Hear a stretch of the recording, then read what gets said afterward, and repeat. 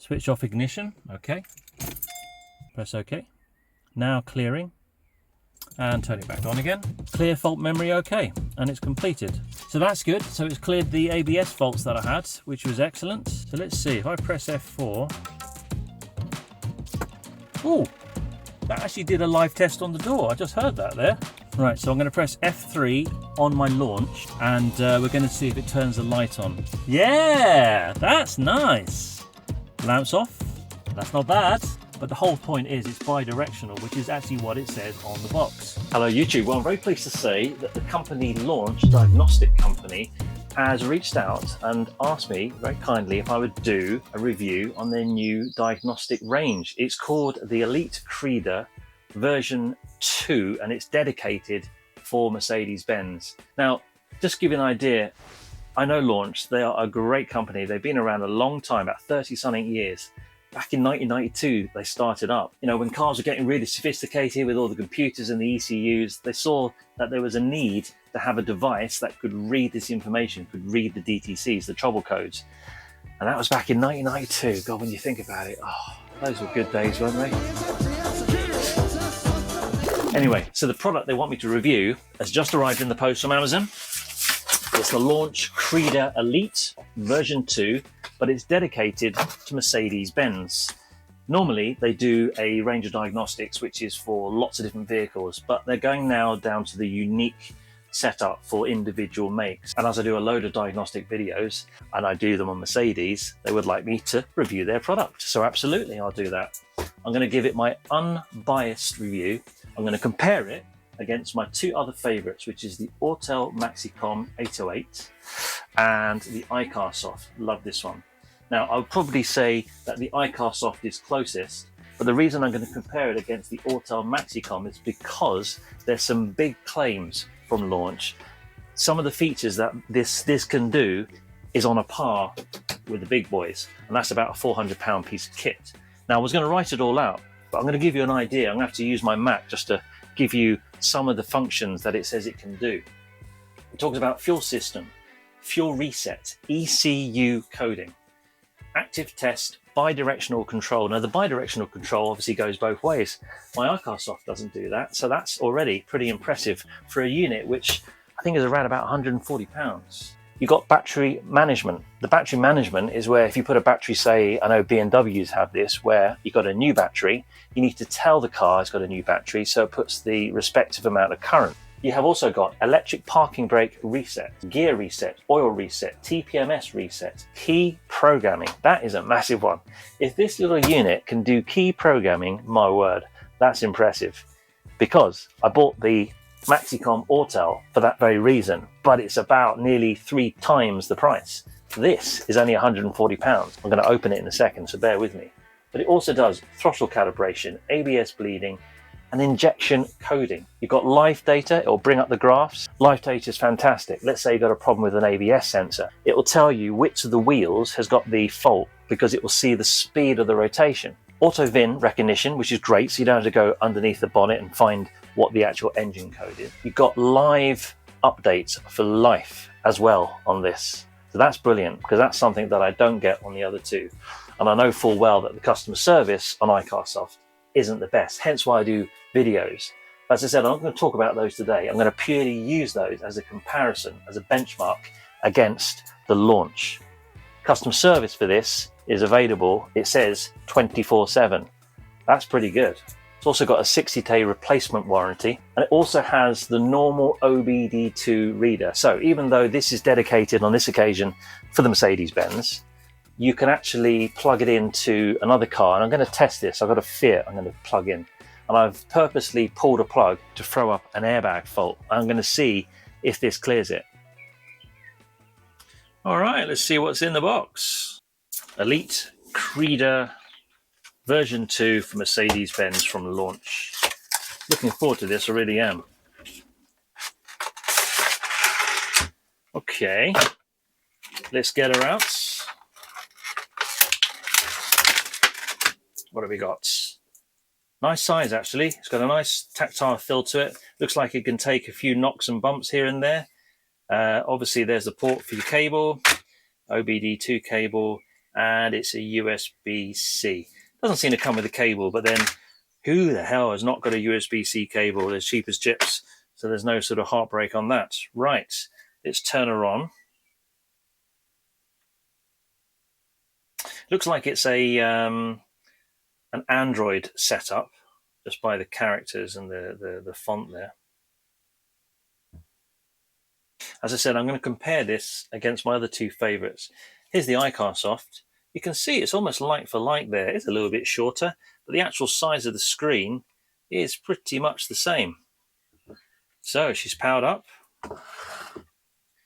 Let's go to diagnosis first of all and see. I'm going to get this on the car as soon as I can, but I just want to have a quick look on the bench. You have got the different categories of Mercedes. It's important. So Maybach, then Mercedes, and then your Sprinter for your commercials. Your OBD2, so that's going to be your generic connection where you can probably plug it into any vehicle.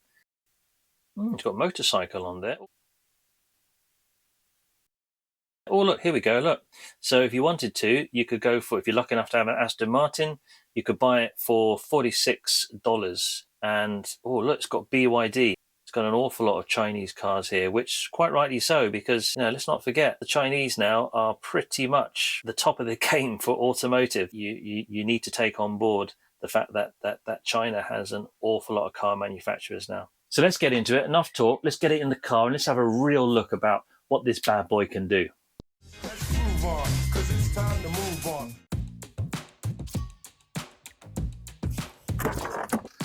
Let's get it on, as Marvin Gaye said. Okay, let's plug in the OBD.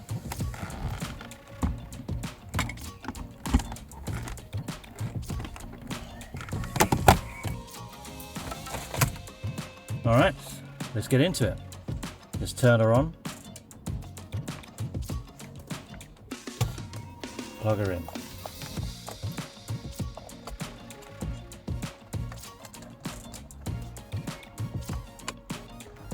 Okay, so it's already looking for a VIN number by the looks of it there. Auto detect.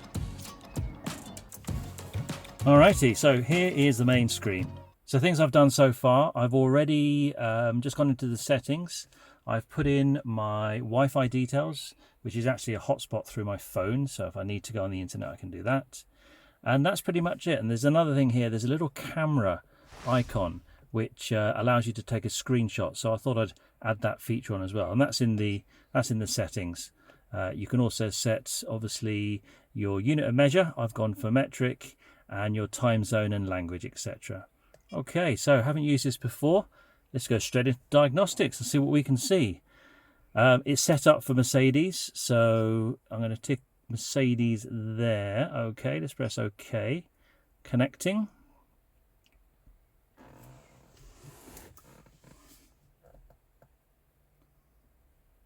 So let's go into automatic search. So far, I haven't put the VIN number in, but maybe that'll come up on the next screen.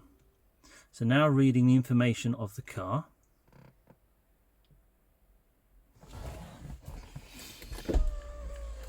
I'm going to try and get rid of some glare for you. Please input the VIN number. Right, so I thought it was going to find it automatically.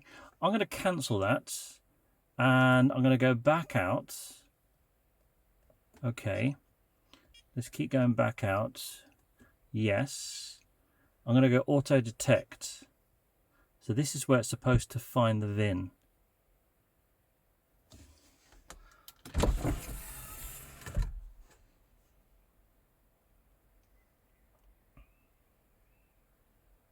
It's still searching at the moment, but what I'll do, if it doesn't find it, I'm going to have to enter it manually using the information that's Mercedes is typically on the windscreen or in the engine. Okay, so I just remembered, obviously, you also got the VIN number on the side of the door on a Mercedes, so that's handy. So I can just lean over, read it out and type it in. Right, let's enter that and see if it finds it.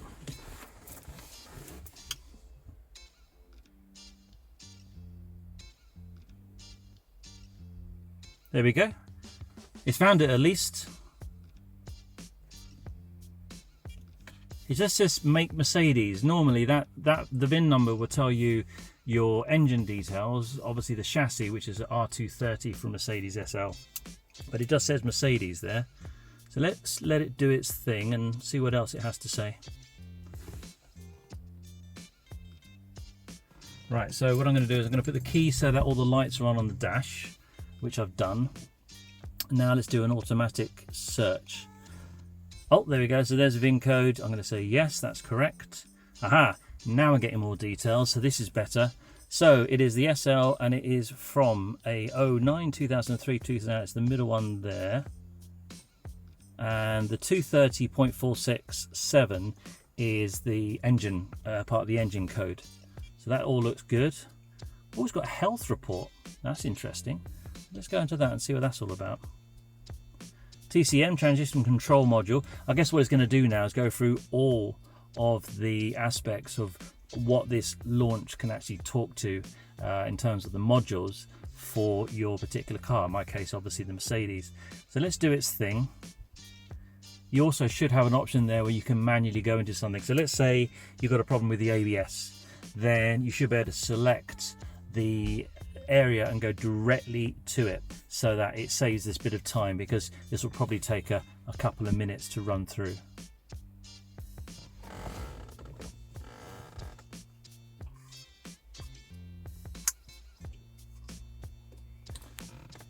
And certainly as it's running through now, what I can hear is little relays clicking. I can hear the ABS pump come to life.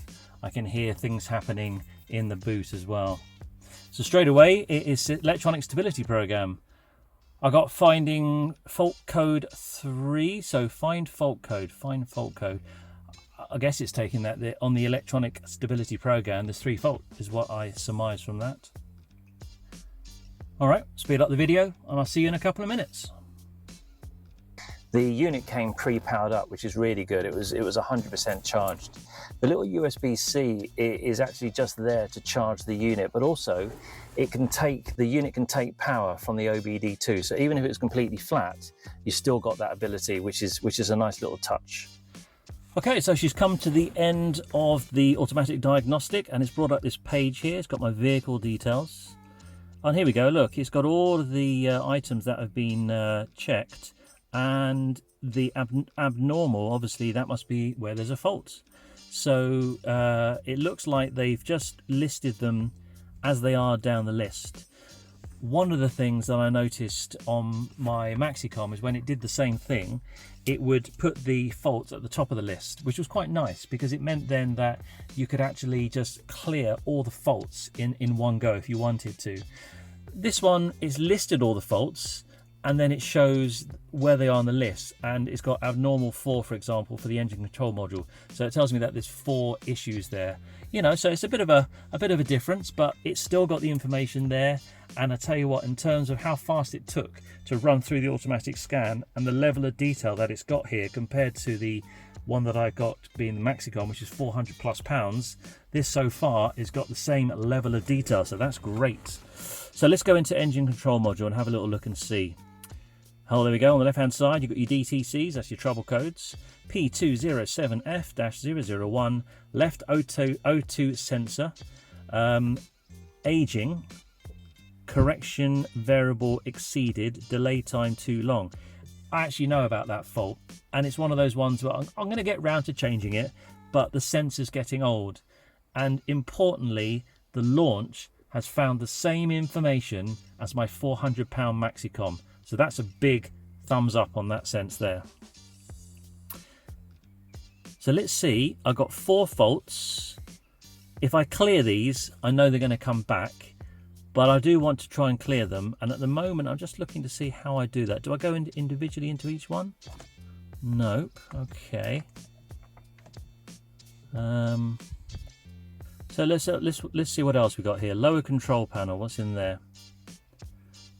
Switch exterior mirror adjustment is defective or has been operated for longer than 25 seconds. Now that could well be that actually I had my my hand on that and maybe it's caused a fault. So that could be a good one to see if we can clear. But what I'm not seeing is how to actually clear it. It's not obvious. Ah, here we go. Right, so that's interesting.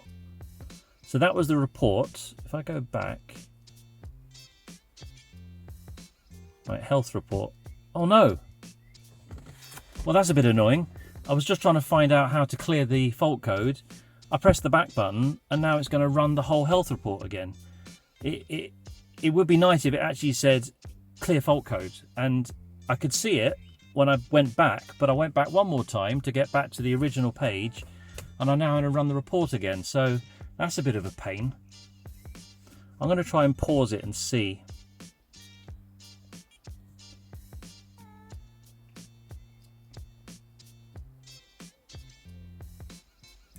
So here we go, engine control module. Right, we looked at that. Electronic stability program, anti-lock braking system. So let's see if we can clear those codes.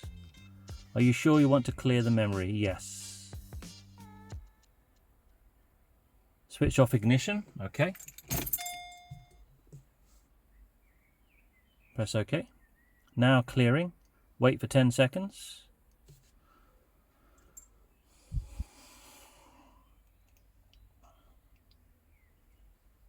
And turn it back on again.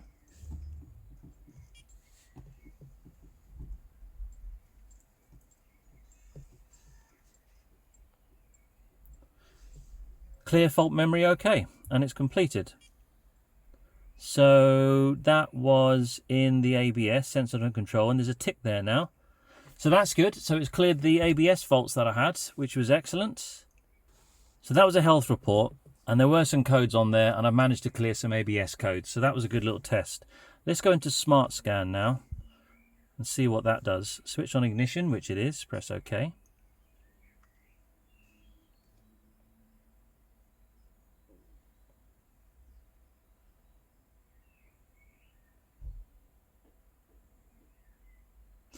So maybe the health report is just an overview, and I should have gone into system system scan. And actually, as I'm doing that now, I've noticed on my dashboard that I've got lights coming up and disappearing, and that's something that I know when I use my MaxiCom and my iCarSoft, it does it, because as it runs through the different operations in the car, the different areas, the different ECUs, it's going to turn things off and on. ABS is going to turn on airbags, etc. So I'm thinking now actually the system scan is the one I should have gone into, and the health report perhaps is just an overview. Right, so it's come to the end of the scan here, but I'm not seeing what I had on the previous scan, which is where I had all the individual faults. It just tells me that these are the items that are equipped. So then I'm going to have to go into each one and see if there's a fault on it. Now I know I've got a problem with one of my keyless go door handles. It doesn't cause any problems, it just doesn't quite open as it should. So let's go into that and let's see if it brings up the codes. And it should be right side driver's door. Oh, there we go. So FL, door pressure contact point, FL. Not sure what FL is, but what I do know is that on my other diagnostic tools, it tells me that it's the driver's door. So it's not quite as black and white in terms of clarity. So we've got an option here to do a code search. I'm connected on the internet, and there we go. You can actually, it's just like a tablet screen, isn't it? Here we go, here are the codes here. So you can actually look up the code and see and try and get some help and pinpoint exactly what it is. Let's have a look at the actuation test here. Oh, there we go. Activation of lift solenoids. Transmission card and antenna test. Oh, I wonder what that is then. Here, left front door keyless go. So you can actually perform a live test by the looks of it. Let's press that. It's talking about the battery voltage there. Okay. Keyless go control module is okay. Fuse is okay. Now this is good. This is actually quite a bit of in-depth information here. Test sequence. Carry out actuation of component L12 left front door keyless go lift solenoid. So if I press that. Oh, look at this. So it's got the left front door keyless go left solenoid is 62.4 and the unit is volts. specified value is 5 to 8.8. So reset voltage value of lift solenoids, that's F3, and F4 is actuation. So if I press F3, oh, there we go, we've got a 0 there now. So let's see, if I press F4, oh, that actually did a live test on the door. I just heard that there. That's really good. That's something that I haven't actually got on my expensive Maxicom there. So that's another big thumbs up there. So let's go back. Is the measured value okay? Well, I'm going to say okay.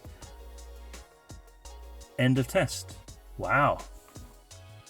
Sensor-tonic brake control. Overhead control panel. Read fault code. No faults.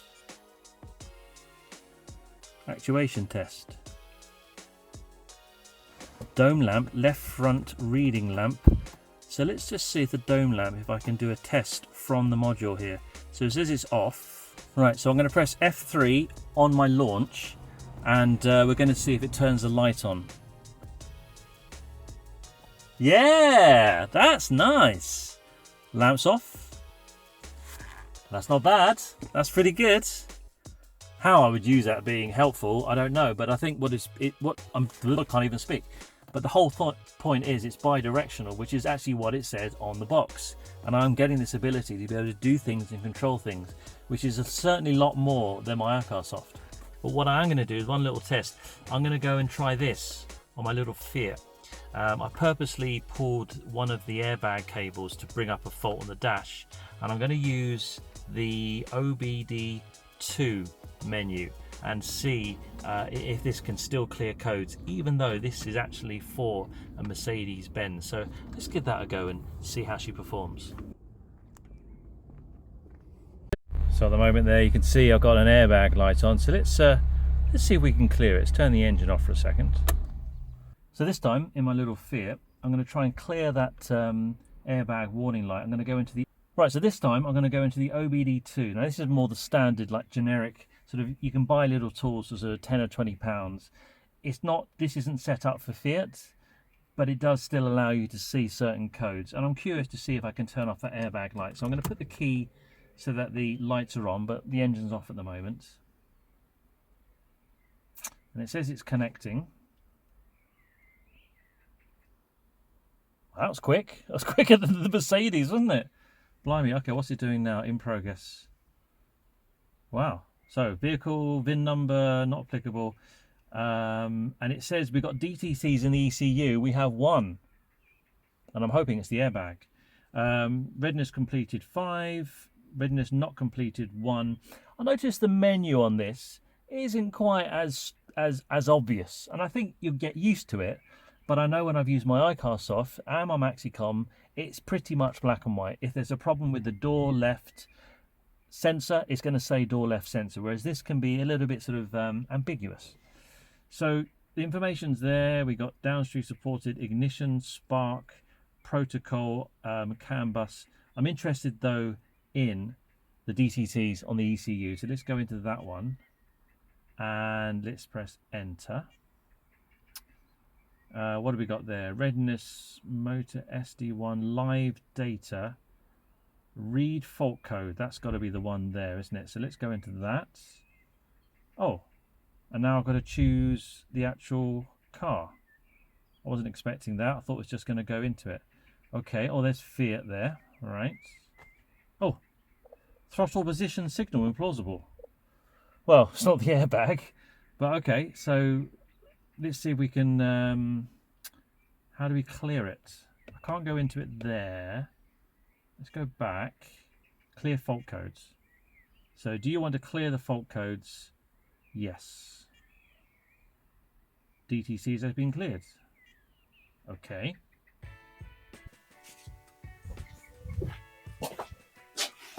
So, overall review, what do I think? Well, let's go for the pros and cons. Pros, love the size of it.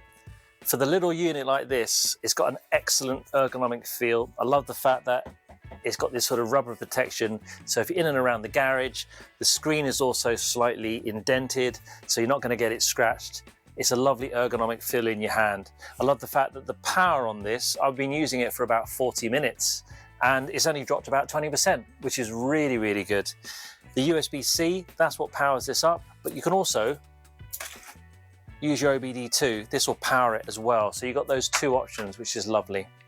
I like the fact that I did not read how to actually use it. I like to just plug and play, press buttons, see how it is. And I think this will give you a real life kind of understanding of, if you bought this, is it going to be right for you?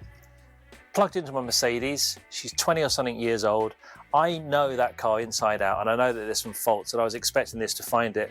And when it went through and found all those faults, those were the areas that I was expecting. A lot of people actually said it took a lot of time to set up. It took time to download stuff and update the different bits and pieces that you needed to. I didn't seem to have that problem. It worked really well for me. I literally just plugged it in, turned it on, and it was ready to go. When I went into those three menus though, that kind of did puzzle me a little bit. The first menu, which is where it did the automatic scan, the first point I'm going to mention is it didn't automatically find my VIN. Now, I had to put the VIN number in manually, and then actually I did it again and it came up. So whether it stores it on this, I'm not entirely sure, but it found it the second time. That's a key point there. And when it went through all the different systems, it took about 4 or 5 minutes. I would say my gut feeling is that was longer than the likes of your Autel and your iCar Soft. It's not much of a hardship, but it did seem to take a little bit longer. And I'm wondering if the processor in this is just a little bit slower, because going between the menus, it did seem to kind of maybe lag a little bit on some aspects. It's a minor point though, because you've got to remember the price of what this is. I'm going to touch on something in a second as well. So once I got into all of the menus there, using it in terms of the interface, going on to perhaps a little bit more of the cons now, I found that not quite as intuitive as these two guys here. When the menus came up and it found that there was errors, that was great. But when I went into those errors and then looked for the option to delete the DTCs, the codes, I couldn't really find it. I did find it accidentally somehow, and I deleted it and it worked and they were gone. But when I went back in to have a look at the other codes that it found, I found I'd gone right the way back out the system, and I then had to go in and spend another 4 or 5 minutes loading up all the information again. So that was a little bit frustrating. The second menu down, I was expecting to be able to find that if I wanted to go into, say, an individual component like the ABS control unit, then I could go straight into it. And that bypasses the need to load up the 4 or 5 minutes and bring all the systems onto this. But I couldn't seem to do that. It went through a bit quicker, but I've got to look into it a little bit more. I'm not going to dismiss it at the moment. It's one of those ones where I think if I was to use this again another couple of times, I think I would get it. It just takes a little bit of a learning curve. So don't get too put off by that. There's an awful lot of information, and that's one of the positives I found on this. I love the fact that I went into certain menus and there's more choices of menus than I've certainly got on my iCar Soft, much more. So let's talk about the other good point was I tried the OBD2, the standard generic function, the sort of thing that you can buy in the UK down at Euro car parts for 15 quid. You plug it in, it'll tell you what the code is and clear it. Well, I tried that, as you know, on my Fiat, and it did bring up the codes. And it actually, when I discovered that if I go in a little bit deeper, there was a whole myriad of other information as well, far more than I've got on a generic, normal little OBD2 reader. So that was really, really good as well. But you have got to realize, what do you want a diagnostic for? You've got to remember how much a diagnostic costs. If you were to go to a dealer to get a diagnostic, what is it, 60 quid? You pay for 2 diagnoses. You pay for this in itself. So 2 problems, then it's yours to keep. That's how you got to think about it. The fact that this also is lifetime updates as well, and it's got great customer service, that for me is a really, really good selling point. So if, like me, you're lucky enough to have a couple of cars, maybe 2 or 3 cars, this is pretty good because you can download the respective cars on this. and you can update it lifetime as well. So look, I hope you found that helpful. Launch was kind enough to send this to me, and I've given my honest review on it. What I'd really like to know though is what the bigger brother of this is, and see if I can do a comparison perhaps to the Autel Maxicom. That would be a really, really good video. There's links below for places in the UK to get this, and I'm going to put one for the US as well. My name's Groovon. I appreciate you getting to the end of the video, and if you took the time to subscribe, I'll see you on the next one. Let's move on, 'cause it's time to move on.